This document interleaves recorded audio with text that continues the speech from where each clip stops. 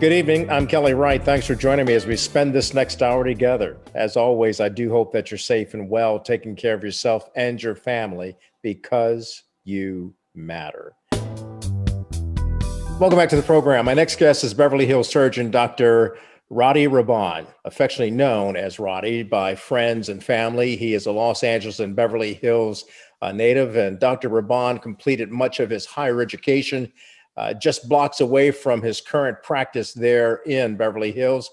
He recognized from a very young age his love for science, medicine, design, and architecture.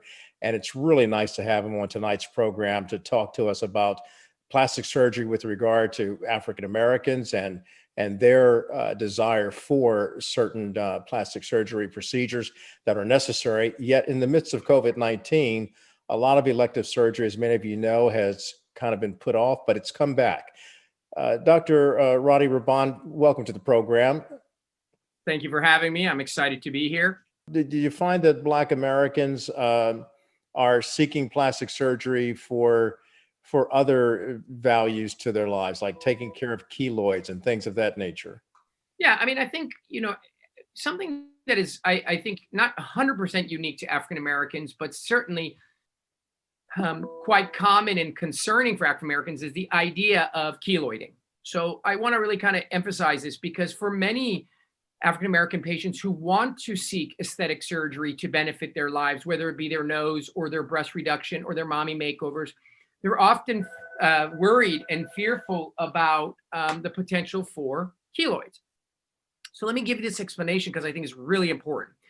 A keloid, in its truest definition, is a scar that grows well beyond its confounds. So hypothetically, common ones, I pierced my ear and now I have this huge grape-sized scar around my ear. I had a breast reduction and my scars are terribly, terribly large. So that's a keloid. That's very specific, and believe it or not, it is quite rare and uncommon. What is common is something called hypertrophic scar, which is a fancy way of saying crappy scar. A crappy scar is a scar that just doesn't heal well. It's thick and it's raised and it's dark and it's ugly, and it's what we all know, whether it be from a gallbladder or a C-section. And while African Americans are slightly higher at risk for those, that's different than a keloid. A keloid is like a genetic predisposition, and a very, very small subset of people get keloids. And often what happens is an African American patient will have, their gallbladder removed. And at the time, the closure of the wounds by the general surgeon is done poorly. Mm-hmm. And so they heal poorly and they make a hypertrophic scar. And then when they go seek some question from their surgeon, they say, hey, listen, I'm glad that my gallbladder's out, but these scars are awful. And then they'll be told, well, listen, you're African American, and hence you make keloids, and then hence becomes the labeling of keloid in that patient's mind. Right. So then 5 years goes by and they want to get a breast reduction, or they have 3 kids and they want to have a tummy tuck, or they're a guy and they want to get their nose done, and now they're petrified.